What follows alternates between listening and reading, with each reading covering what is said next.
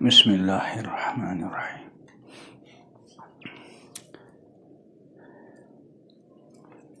آج کی رات وعظ و تقریر کے بجائے دعا اور استغفار کی رات ہے۔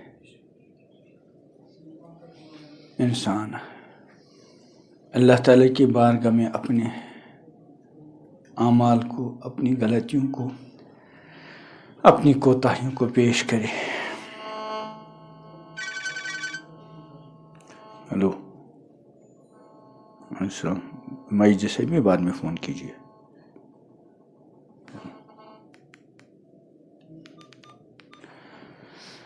اپنے اعمال کو، اپنے گناہوں کو اللہ کی بارگاہ میں پیش کرے اور اللہ سے معافی مانگے۔ بعض روایت کے مطابق آج کی رات میں سال بھر کے ہونے والے واقعات، سال بھر میں وفات پانے والے لوگوں کی فہرست متعلقہ فرشتوں کے حوالے کی جاتی ہے۔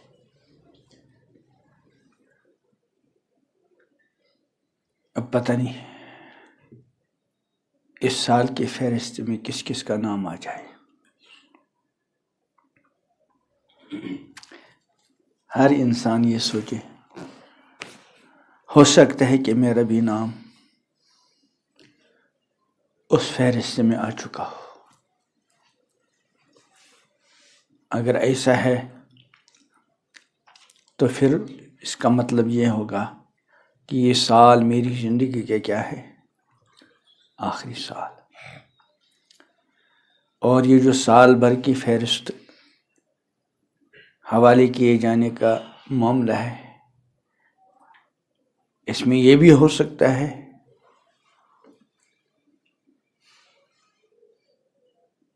کہ سال کے بالکل اخیر میں، اور یہ بھی ہو سکتا ہے کہ کل ہی نام آ جائے۔ اسی لیے وہ بات میں جو اکثر عرض کیا کرتا ہوں کہ ہر چھوٹا بڑا، ہر مرد عورت یہ دھیان کیا کرے اور یہ سوچ لیا کرے، ہو سکتا ہے یہ سال میری زندگی کے کیا ہو؟ آخری سال۔ اور سال میں 12 مہینے ہوتے ہیں،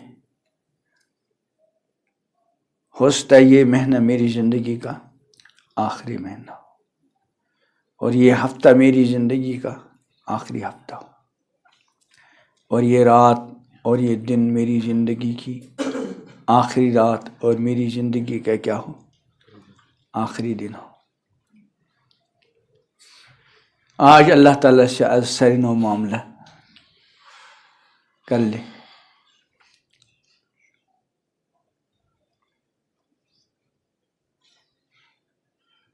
پچھلے سے اللہ تعالیٰ سے توبہ کرے،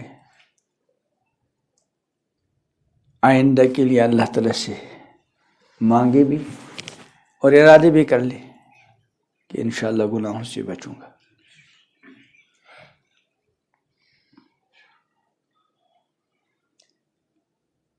ہمارے سامنے جو آئندہ زندگی ہے، مرنے کے بعد والی زندگی، اصل زندگی وہ ہے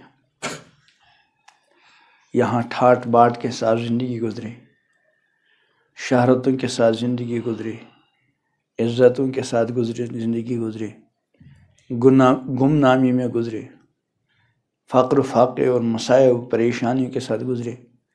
بہرحال یہ ایک محدود زندگی ہے، اور آخرت کی زندگی ابدی زندگی ہے۔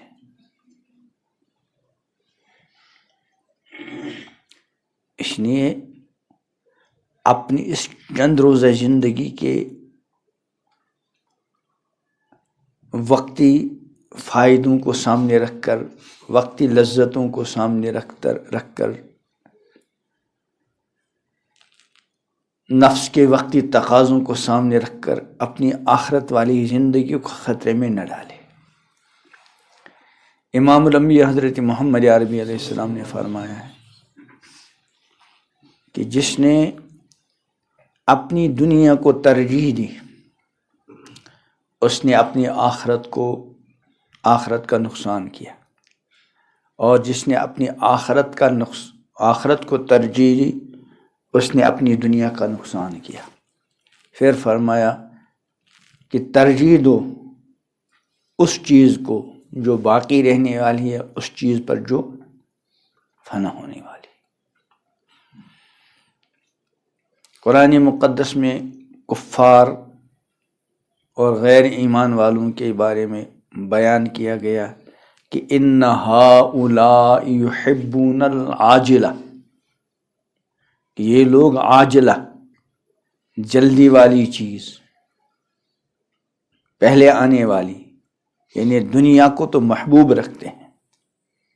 وَيَذَرُونَ وَرَاءَهُمْ يَوْمًا ثَقِيلًا، اور ایک بہت بڑے بھاری دن کو چھوڑے ہوئے، بھولے ہوئے۔ عاجلہ جلدی والی چیز، جلدی والی لذت، جلدی والی خواہش وغیرہ وغیرہ۔ تو ہر انسان اپنی جگہ سوچے میں مومن ہوں، کہیں ایسا تو نہیں خدا نہ خواستہ میرے اوپر یہ چیز اللہ کرے ایسا نہ ہو، کہیں ایسا تو نہیں کہ یہ چیز تعریف اور اس آیت کا خدا نخواستہ میں مصداق تو نہیں ہوں الفاظ کو دیکھ کر، ظاہر کو دیکھ کر۔ مثلا بد نگاہی ہے نا، غیر محرم کے سامنے نگاہ اٹھانا، اس کے اندر جو وقتی لذت ہے یہ ہے جلدی والی نقد لذت، اور آنکھ جھکانا یہ آخرت کے لیے ہے۔ اب انسان وقتی لذت حاصل کرنے کے لیے ابدی راحت کو چھوڑ رہا ہے، حالانکہ وہ جو ابدی راحت ہے اس کے ساتھ ساتھ اللہ تعالی دنیوی اعتبار سے بھی راحت لذت عطا کرتے ہیں، لیکن اس کے لیے وہ تھوڑی قربانی دینی۔ وہ جو ہے نا مشہور مثل، کچھ پانے کے لیے کچھ کھونا پڑتا ہے۔ تو آخرت کو پانے کے لیے انسان کو دنیا کی بہت ساری خواہشات کو کھونا پڑے گا، جذبات کو کھونا، جذبات کی کیا دینی پڑے گی؟ قربانی دینی پڑے گی۔ جیسے ایمانی لذت کو پانے کے لیے بد نگاہی کی لذت کو کھونا پڑتا ہے نا حدیث میں کہ جب کہیں نگاہ اڑ گئی، اللہ تعالیٰ کے خوف سے اس بندے نے اپنی نگاہ کو جھکا لیا، اللہ تعالیٰ اس کی برکت سے ایمان کی حلاوت عطا کرتے۔ تو اس ایمانی حلاوت اور ایمانی لذت کو پانے کے لیے کیا ہے؟ وہ جو نفسانی لذت ہے اس کی کیا دینی پڑتی ہے؟ قربانی۔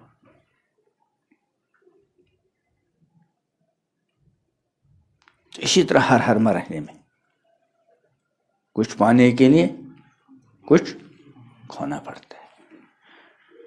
تو آخرت کو پانے کے لیے دنیا کو کھونا تو نہیں پڑتا، البتہ بہت سارے جذبات کی قربانی دینی پڑتی ہے۔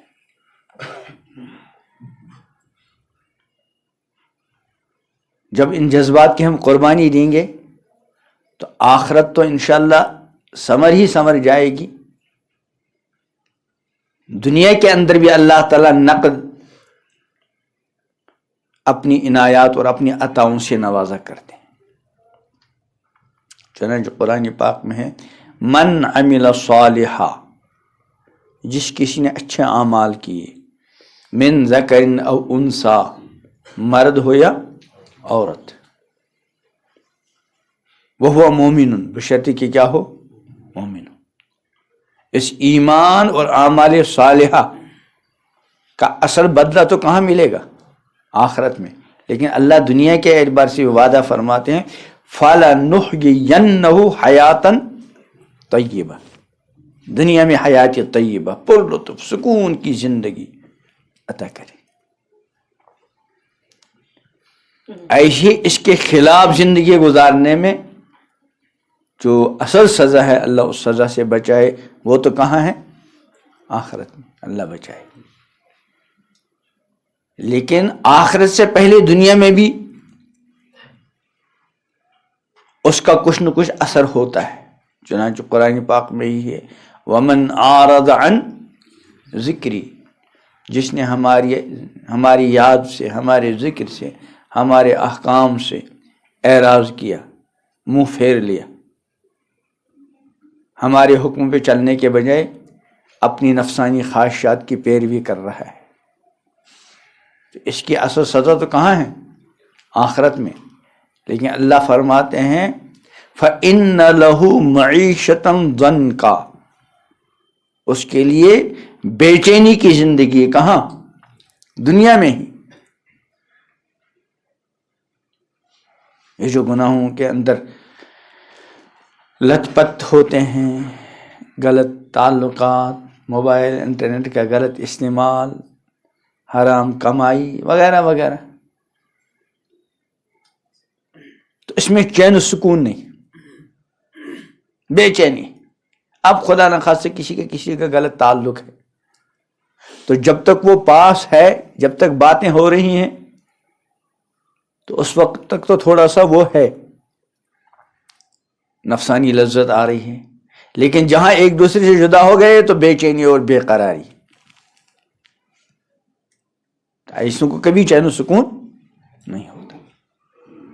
اور اس کے برعکس جو اللہ تعالیٰ کے لیے اس طرح کی چیزوں کو ٹھکرا دیتا ہے،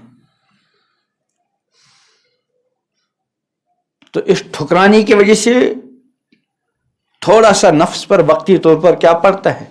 بوجھ پڑتا ہے، بار پڑتا ہے، نفسی جذبات کی قربانی دینی پڑتی ہے۔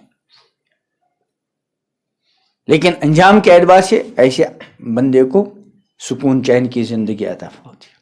اور وہ جو تھوڑی سی قربانی دینی پڑی، نفس کی خواہش کو دبایا اور اپنی نفسانی خواہش کو دبا کر اپنے دل کو توڑا، یہ مستقل ایک بہت بڑا عمل ہے۔ اس عمل کو کہتے ہیں مجاہدہ، اللہ تعالیٰ کی رضا کے لیے کسی کام کو کرنے میں یا کسی کام کو چھوڑنے میں جو نفس کی مخالفت کرنی پڑتی ہے، اس کا نام کیا ہے؟ مجاہدہ۔ اس مجاہدے پہ اللہ کی طرف سے بڑے وعدے۔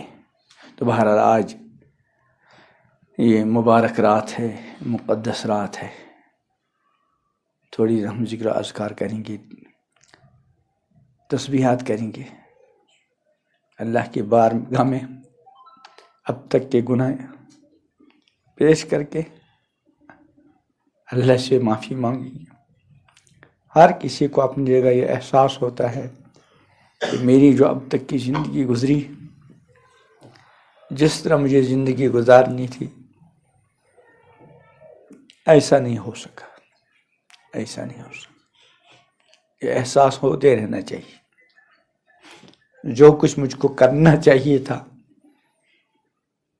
رب العالمین سے درخواست کریں میرے اللہ، جو مجھے کرنا چاہیے تھا اور جس طرح کرنا چاہیے تھا، میں اقرار کرتا ہوں میرے اللہ میں نے ایسا نہیں کیا، اور یا اللہ جو کچھ مجھ کو نہیں کرنا تھا، جس سے آپ نے منع کیا تھا، آپ کے محبوب حضرت محمد صلی اللہ علیہ وسلم نے منع کیا تھا، آپ کے مقدس کلام کے اندر ممانعت تھی، دین کے اندر ممانعت تھی، لیکن میں نفس و شیطان کے بہکاوے میں آ گیا۔ میرے اللہ مجھ سے بہت سارے ایسے کام ہو گئے جن کو مجھے نہیں کرنا چاہیے تھا. میرا اللہ، میرے لیے تو آپ کے سوا کوئی ہے ہی نہیں.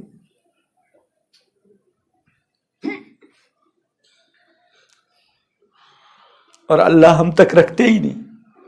اللہ خود ہی فرما دے کہ تمہارے لیے میرے سوا کوئی ہے ہی نہیں. والذین اذا فعلوا فاحشہ او ظلموا انفسهم ذکروا اللہ فاستغفروا لذنوبهم ومن یغفر الذنوب الا اللہ. کہ جن لوگوں نے کوئی فحش کام کیا، گناہ کر کے اپنی جانوں پر ظلم کیا، ذکر اللہ، پھر اللہ کو یاد کیا، اللہ ان کو یاد آیا، ان کو احساس ہو گیا کہ مجھے ایسا نہیں کرنا چاہیے تھا، اور اس احساس کے ساتھ ہی فاستغفروا لذنوبہم، فوراً اللہ تعالیٰ سے اپنے گناہوں کی کیا مانگی؟ معافی. آگے یہ ہے کہ وَلَمْ يُصِرُّوا عَلَىٰ مَا فَعَلُوا، کہ جو غلطی ہو گئی اس پر اصرار نہیں کیا، لیکن اس چیز کو بیان کرنے سے پہلے اللہ نے بیچ میں ایک جملہ بڑھا دیا. کیا؟ وَمَن يَغْفِرُ الذُّنُوبَ إِلَّا اللَّهُ، کہ اللہ کے سوا ہے بھی کون جو میرے ان بندوں کو کیا کر سکتا ہے؟ معاف. تو بجائے اس کے کہ ہم کہیں، اور کہنا ہم ہی کو چاہیے تھا کہ پروردگار ہمارا آپ کے سوا ہے کون جو ہمیں معاف کر سکتا ہو. اللہ نے ہم تک نہیں رکھا، بلکہ خود ہی فرمایا وَمَن يَغْفِرُ الذُّنُوبَ إِلَّا اللَّهُ، اللہ کے سوا ہے بھی کون جو گناہوں کو کیا کر سکتا ہو؟ معاف کر. کوئی کہ اللہ یہ تسلی دے رہے ہیں، یہ ارشاد فرما رہے ہیں کہ میرے بندے سے جو غلطی ہو گئی، جو گناہ ہو گیا، اور پھر اس نے مجھے یاد کیا اور مجھ سے معافی مانگی، آخر یہ بندہ میرا جاتا کہاں؟ اس کا ہے کون میرے سوا؟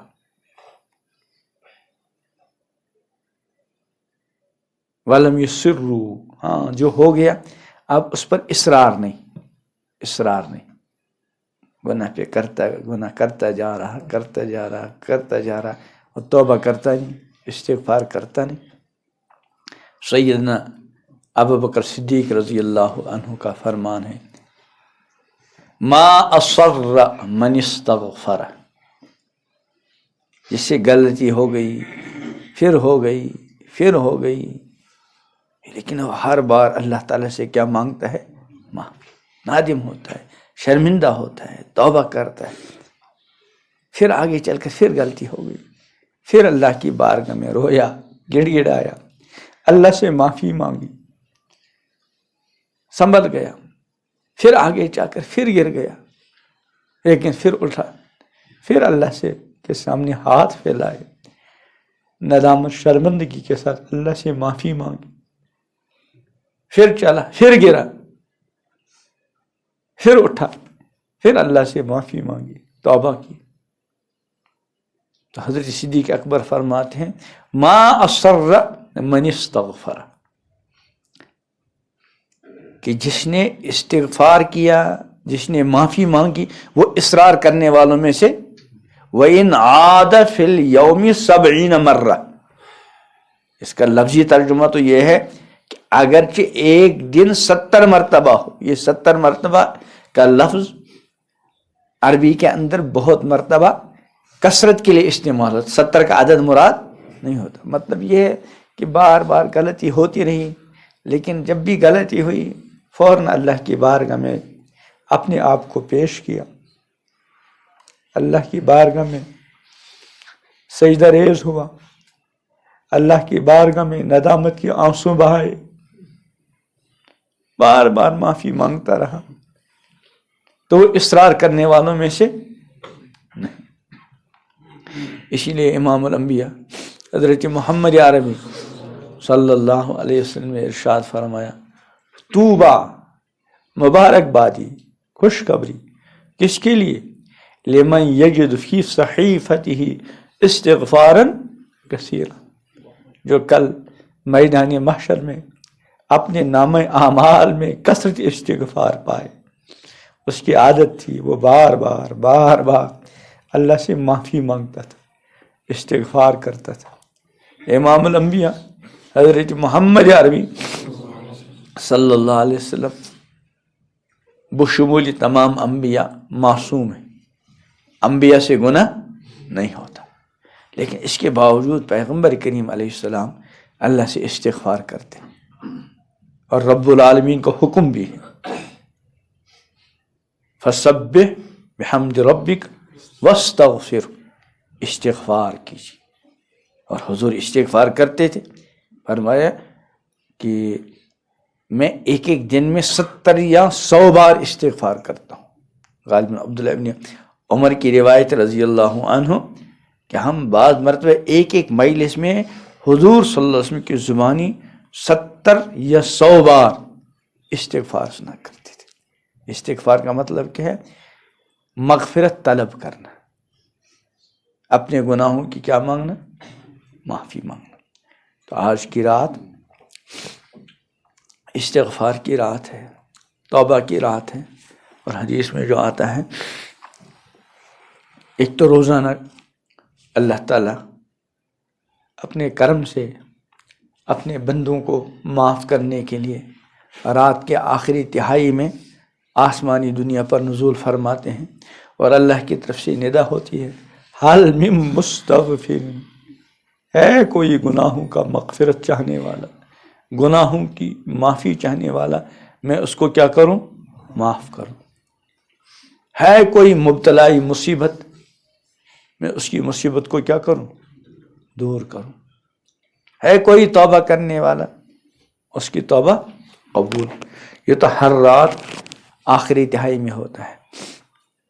لیکن یہ جو لیلۃ البرات ہے اور لیلۃ القدر ہے، اس میں جو نزول ہوتا ہے جیسے اللہ کی شایع نشان ہے، وہ غروب آفتاب کے ساتھ ہی. اس وقت اللہ تعالیٰ اپنی شان کے مطابق آسمانی دنیا پر نزول فرما ہے، اور پوری رات غروب آفتاب سے لے کر صبح صادق تک مسلسل ندا ہوتی ہے حل من مستغفر، ہے کوئی گناہوں کا معافی چاہنے والا، میں اس کی مغفرت کروں. رب العالمین، ہم آپ کے مجرم خطا کار بندے آپ کی بارگاہ میں استغفار کر رہے، معافی مانگتے ہیں. مولا ہمارے گناہ معاف کر دے، مولا ہمارے گناہ معاف کر دے، مولا ہمارے گناہ معاف کر دے. پوری امت مختلف حالات سے دو چار ہے. میرے اللہ، میرے اللہ، امت کے حال پر رحم فرما، امت کے حال پر رحم، امت کے حال. تھوڑی دیر ہم استغفار کریں گے، پھر اللہ سے دعا بھی کریں گے. آج کی رات میں امام الانبیاء حضرت محمد عربی علیہ السلام سے یہ بھی منقول ہے، حضرت عائشہ کی روایت کہ حضور علیہ السلام کو میں نے تلاش کیا تو وہ ملے نہیں. مجھے ذہن میں آیا کہ کہیں ازواج مطہرات میں سے کہیں اور تو نہیں تشریف لے گئے. تو میں باہر گئی تو حضور علیہ السلام جنت البقیع سے تشریف لا رہے ہیں، اور وہاں جو صحابہ مدفون ان کے لیے دعا. ایک موقع پہ حضرت عائشہ فرماتی رضی اللہ عنہ کہ حضور علیہ السلام نے مجھ سے فرما، عائشہ مجھے اجازت دے دو میں آج کے رات اپنے رب کی عبادت کروں. پھر آپ نے اتنا لمبا سجدہ کیا، اتنا لمبا سجدہ کیا، تو مجھے اپنی جگہ یہ احساس ہو گیا شاید حضور علیہ السلام کی روح مبارک پرواز کر گئی.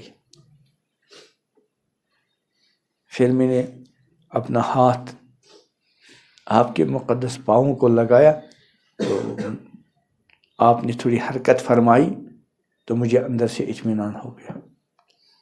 تو ہم تھوڑی استغفار کریں گے. میرے اللہ، میرے لیے بھی دعا کرنا بھائی.